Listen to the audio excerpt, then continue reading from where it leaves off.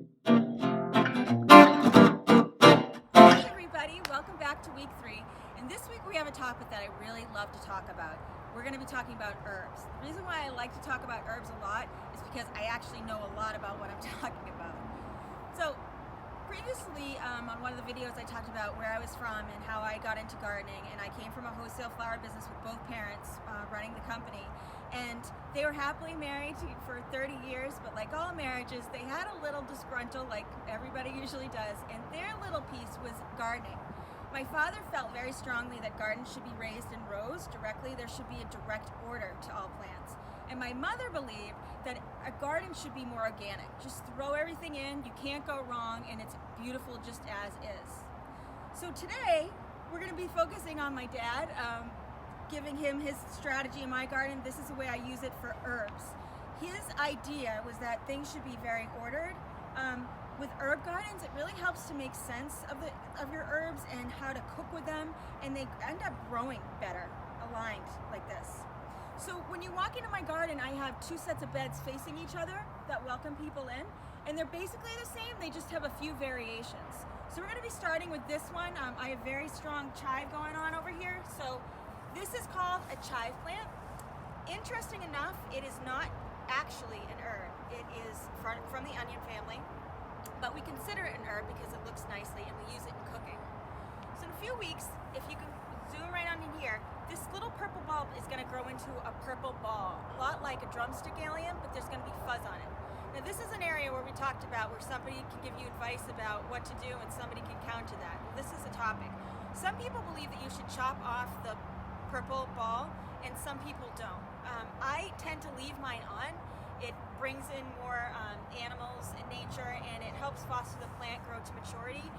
My whole background in flowers is to do as little as possible to them. I feel that humans are probably plants' worst enemies in general. But if you decide that you'd like to cut yours off, I would definitely go for that. Chive is used in a wonderful way for cooking, particularly in soups, potato salads. Also, my grandfather used to make cottage cheese and chive and onion. It was considered a delicacy treat. It's another way to go. Interesting about chive did not originate here. It originated in China and then ended up growing natively all over Europe. Today, it's one of the oldest herbs. It's around 5,000 years old, so it makes it a very hardy plant. It's one of the first things to pop up in my garden. It's very difficult to kill. I also, if you notice, I aligned it with my cages because I have a trellis going back, and a lot of animals don't like this. That's why I have it lined. It's going to grow tall and big, and while it won't stop our fuzzy little rabbit friends, it will deter them from going in because they don't like the taste of it. Next here we have sage. Now sage is something you have to be very patient for. Sage takes a little while to grow back, but it will grow back. It has very light leaves, almost like the plant we were talking about, lamb's ear. Sage is an acquired taste. It is really great as a blanketing. So if you get a skillet and you put some olive oil in it, and you could put some carrots on, or even shrimp or chicken, and if you lay the sage on top of whatever you have on the bottom layer, it infuses it with the most delicious taste. It's just a little thing if you want to play around with the kitchen. It also does really nice next to rosemary. So rosemary is considered a perennial New England, although in all my years of gardening, I have never ever had it grow back. I just feel like the winters here are just too difficult, and that's with planting it in the ground or in raised beds. So I found some rosemary. I was very excited, and what I'm going to do today, just to show you how I plant this, I'm going to dig a hole.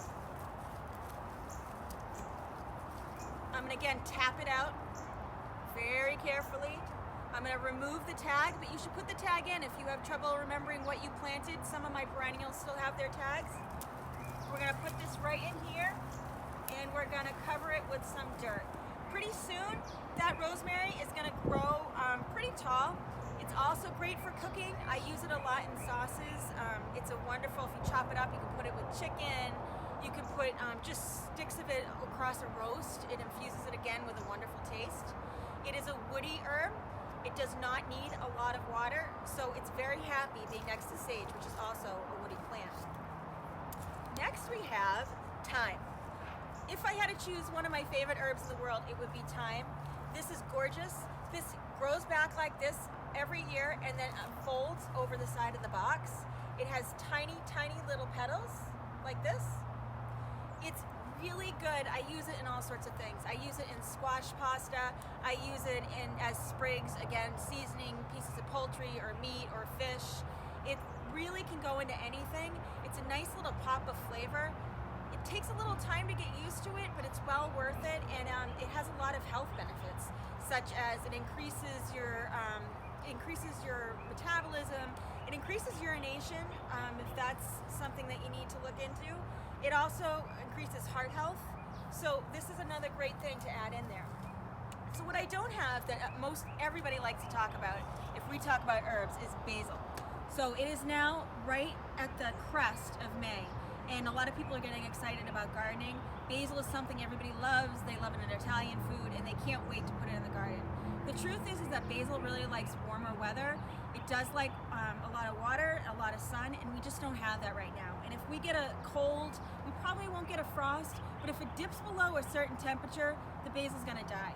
So I really try to urge people to hold off until at least mid-May to the end of May, because once it gets hot, it's not going to matter. That basil is going to pop up and germinate everywhere. It's a great thing to put in your bed. It's very pretty, bright green leaves. It's beautiful. And an interesting fun fact about basil is that basil did not originate in Italy, which a lot of people believe. It originated in India. So it also has a lot of health benefits like all herbs do. So if you're looking for something to plant this year and you're looking to start, maybe not a bed this big, but a pot, I would also suggest putting in something like chive in there. Chive has a tendency to spread, or if you like mint is another spreader, but it's completely containable in a pot.